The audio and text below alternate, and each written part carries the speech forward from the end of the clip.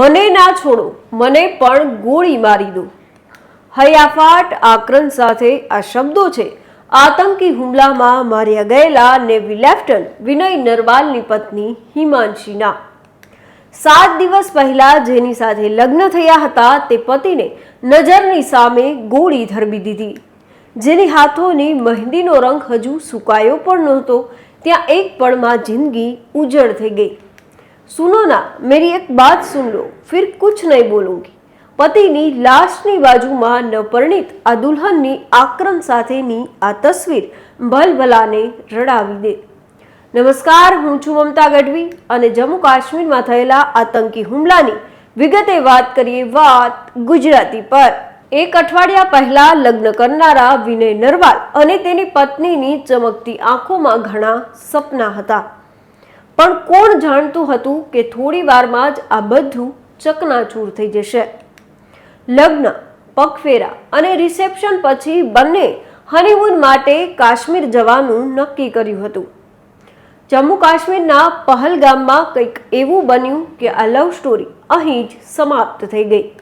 અનેક હૃદયદ્રાવક તસવીર સામે આવે છે જેમાં નવપરિણીત દુલ્હન વાદીઓ વચ્ચે તેના પતિના મૃતદેહ પાસે લોહીથી લથપથતા હાથ અને આંખો જાણે સવાલ કરતી હોય કે અમારો વાંક શું છે. ગઈકાલે પહલગામના બેસરનમાં એક મોટો આતંકી હુમલો થયો જેને લઈને સમગ્ર દેશમાં હાલ શોક અને પારાવાર રોષ પણ જોવા મળી રહ્યો છે.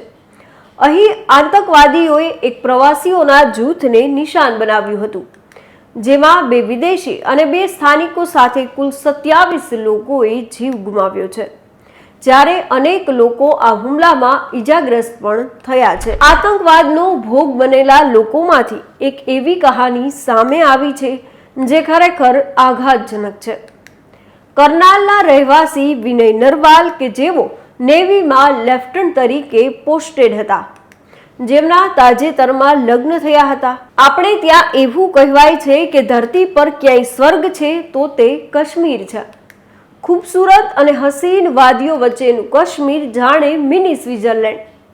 અને એટલે જ લગ્ન બાદ વિનય કરવાલે પત્ની સાથે જમ્મુ કાશ્મીરમાં હનીમૂન પર જવાનું નક્કી કર્યું હતું. એક નવા સફરની શરૂઆત અને સાથે જીવવા મરવાનું વચન.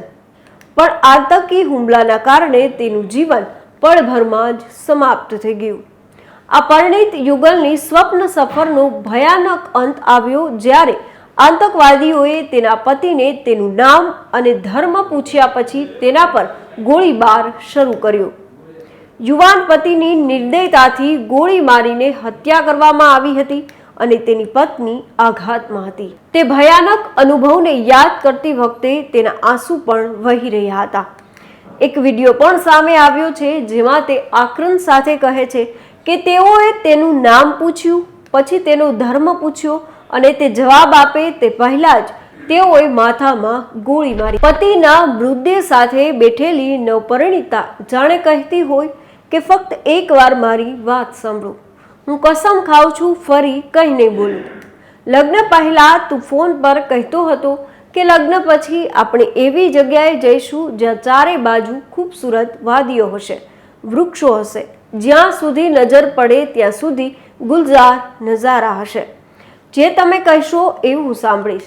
પ્રેમના અફસાના હશે, નવી જિંદગીના કેટલાક સપનાઓ સાથે જોશું. તું કહેતો હતો કે ત્યાં હું તારા ખોળામાં માથું રાખીને આરામ કરીશ. આંખો ખોલ, જેવું તું વિચારતો હતો એવું જ છે. જો ચારે તરફ પહાડો છે, અનેક વૃક્ષો છે અને દરેક જગ્યાએ ખામોશી છે, પણ તું કેમ ખામોશ છે? લેફ્ટનન્ટ વિનય સાથે જોડાયેલી બીજી એક દુઃખદ વાત એ છે કે તેમનો જન્મદિવસ 8 દિવસ પછી એટલે કે 1 મેના રોજ હતો. લગ્ન પછીના પહેલા જન્મદિવસ માટે પરિવારે એક ભવ્ય પાર્ટીનું પણ આયોજન કર્યું હતું. ત્યારબાદ 3 મેના રોજ તેઓ તેમની પત્ની સાથે ડ્યુટી પર કોચી પાછા ફરવાના હતા. જો વિગતે વાત કરીએ તો વિનય મૂળ કરનાલના ભૂસલી ગામના રહેવાસી છે, પરંતુ તેમનો પરિવાર છેલ્લા 15 વર્ષથી સેક્ટર 7માં રહે છે. વિનય અભ્યાસમાં તેજસ્વી હતા. વિનયે કરનાલની એક શાળામાં અભ્યાસ કર્યો હતો. બાદમાં દિલ્હીથી બીટેક કર્યું છે. તેમના પિતા કસ્ટમ વિભાગમાં હતા અને વિનયની ડ્યુટી કેરળના કોચીમાં હતી. પિતા રાજેશ કુમાર કસ્ટમ વિભાગમાં સુપ્રિન્ટેન્ડન્ટના પદ પર કાર્યરત છે. તેમની ડ્યુટી પાનીપતમાં છે. દાદા હવાશી કે જેઓ 2004માં હરિયાણા પોલીસથી રિટાયર્ડ થઈ ચૂક્યા હતા. માતા ગૃહિણી છે અને વિનયની નાની બહેન સૃષ્ટિ દિલ્હીમાં સિવિલ સર્વિસની તૈયારી કરી રહી છે. 2 મહિના પહેલા તેના હિમાંશી સાથે લગ્ન નક્કી થયા હતા. 28 માર્ચે વિનય લગ્ન માટે રજા લઈને આવ્યો હતો. 16 એપ્રિલે મસૂરીમાં તેમના લગ્ન થયા હતા. 19 તારીખે કરનાલમાં રિસેપ્શન પાર્ટી પણ રાખવામાં આવી હતી. બાદમાં યુરોપના વિઝા કેન્સલ થયા તો હનીમૂન માટે કાશ્મીર જવાનું નક્કી થયું. 21 એપ્રિલે બંને જમ્મુ કાશ્મીર માટે રવાના થયા હતા. 22 એપ્રિલે તેઓ પહેલગામમાં હોટલમાં રોકાયા હતા. દાદા હવાશીના જણાવ્યા મુજબ તેઓ ભોજન કર્યા પછી તેઓના ડેસ્ટિનેશન પોઈન્ટ પર ફરવા ગયા. આ દરમિયાન જ આતંકવાદીઓએ નજીકથી પ્રવાસીઓ પર ગોળીબાર કર્યો હતો. પ્રત્યક્ષદર્શીઓએ જણાવ્યું હતું કે ગોળીબારનો અવાજ સાંભળતાની સાથે જ અંધાધૂંધી મચી ગઈ હતી, જેમાં ઘણા પ્રવાસીઓ ઘાયલ પણ થયા છે. એક રિપોર્ટ મુજબ હુમલાખોરોએ પીડિતોને તેમના ધર્મના આધારે નિશાન બનાવ્યા હતા. આપણે જણાવી દઈએ કે આ હુમલામાં ભાવનગરના પિતા પુત્ર સહિત સુરતના એક યુવકનું પણ મોત થઈ ચૂક્યું છે.